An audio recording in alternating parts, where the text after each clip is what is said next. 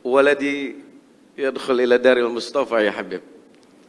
Da'watukum ya Habib. Habib, apa katanya? Dia adalah apa namanya memiliki anak di di Tarim, sedang menuntut ilmu dan berharap anaknya bisa belajar di tempatnya Al Habib Umar. Masya Allah. Oh gitu Pak Ang. Ya. Oh gitu Man. Dahin di Ma'had Ali terus ya Habib. Habib, saya bahasa Indonesia aja deh. Ya. Nah iya gitu. Ya. Kita nggak ngerti Pak Ang. Astagfirullahaladzim. Nggak ngerti.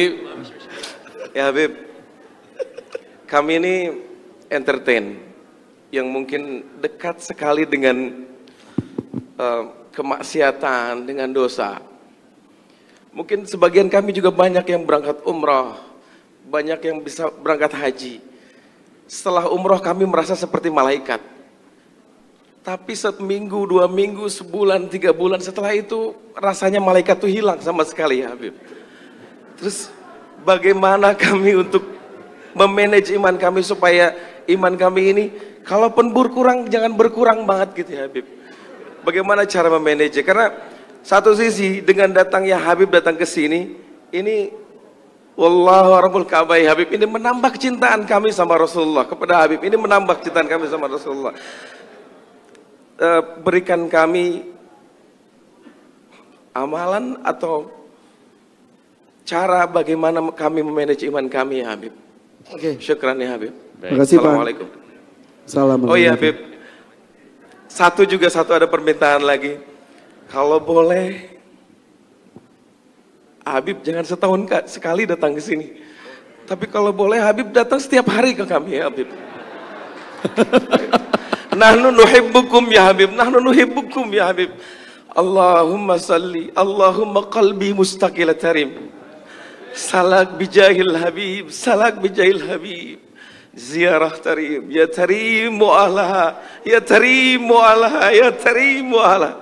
Assalamualaikum warahmatullahi wabarakatuh. Waalaikumsalam warahmatullahi Habib Jindan, punten diberitahu Habib Umar bahwa beliau ini adalah salah satu vokalis, salah satu band besar di Indonesia, nama bandnya Wali. Wali, Habib.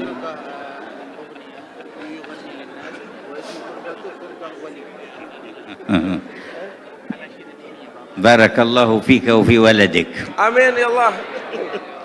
Semoga Allah memberikan keberkahan kepada kalian. Masya Allah.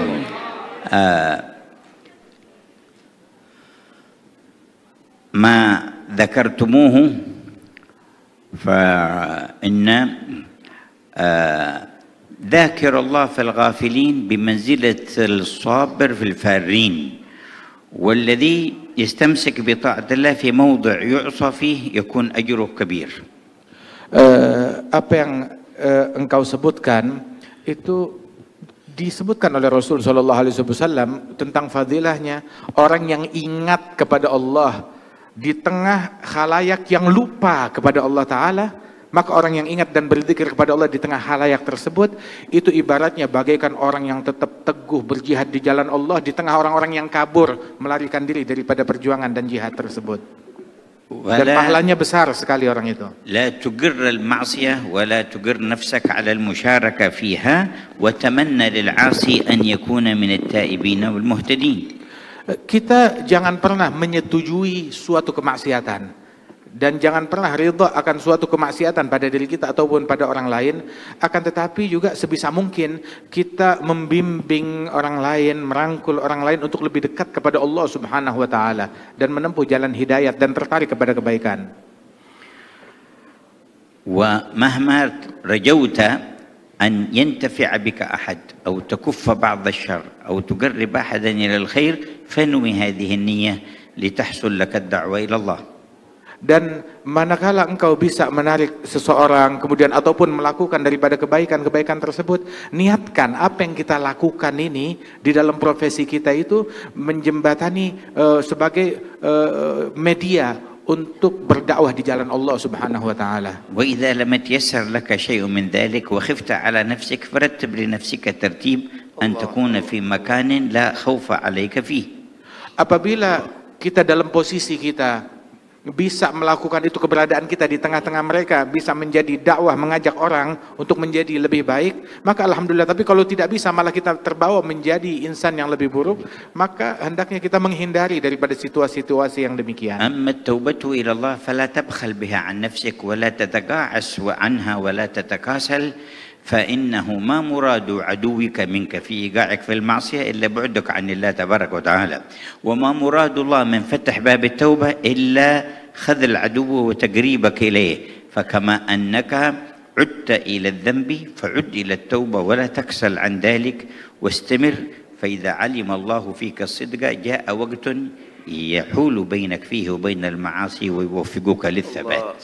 Adapun untuk bertaubat dan kembali kepada Allah Subhanahu wa taala, maka jangan pernah berhenti ataupun menjadi malas-malesan untuk taubat dan selalu kembali kepada Allah Subhanahu wa taala, sebanyak apapun dosa kita dan kesalahan kita, dan sesering apapun kita balik lagi kepada kemaksiatan. Sebab syaitan itu dia punya misi untuk selalu menjebloskan seseorang dalam kemaksiatan. Dan setan ini musuhnya Allah Ta'ala. Dan Allah Ta'ala bukakan pintu taubat seluas-luasnya untuk menggagalkan upaya syaitan.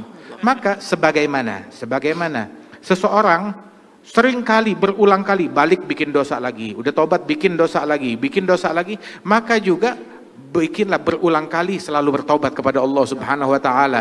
Sebanyak apapun kita terpuruk dalam kemaksiatan, maka perbanyak selalu taubat kita kepada Allah Ta'ala. كما أراد عدوك أن يخزيك بمعصية ربك فأخزه أنت بالتوبة إلى ربك. Sebagaimana musuh kita syaitan ingin menghinakan kita dengan maksiat kepada Allah, maka hinakan dan kecewakan syaitan dengan kita bertaubat lagi kepada Allah Ta'ala. ولما جاء بعض السفهاء فسب صالحا من الصالحين فقال له هذا صالح لأغيظن من أمرك بسبي أنت في حل وأنت مسامح وغفر الله لك. قال أنا الآن أغضت الذي أمرك بسبي وهو الشيطان. Ketika seseorang mencaci maki seorang soleh dengan cacian yang sangat provokatif, maka orang yang soleh tersebut yang dicaci maki, dia berkata kepada si pencaci itu, sungguh saya akan membuat kesal dalang yang memprovokasi engkau untuk mencaci saya.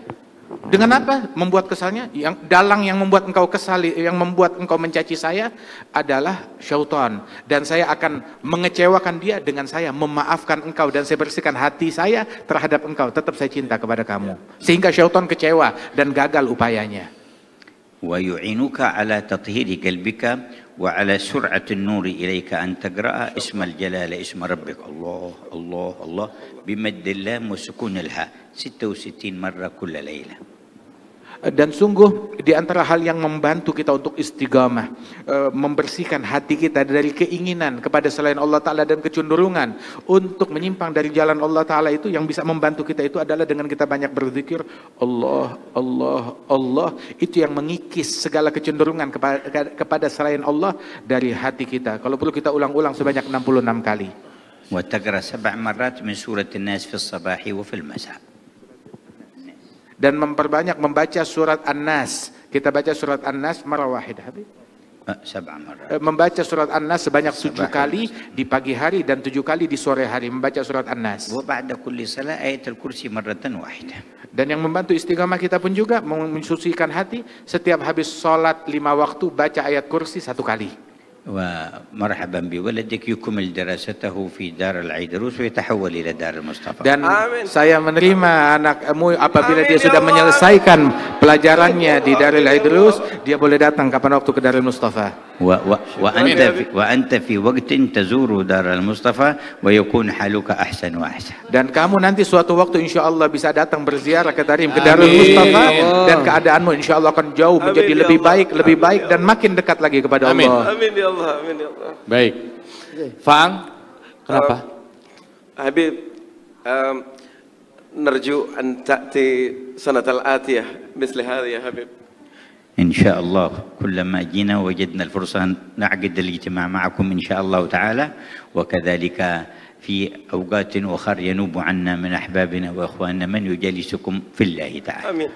Insya Allah nanti kapan waktu kita datang ke sini lagi, dimudahkan waktu bisa berjumpa lagi, duduk bersama-sama. Dan juga insya Allah majelis yang semacam ini tidak selesai di sini saya, tetapi berkelanjutkan dan di follow up untuk kedepannya.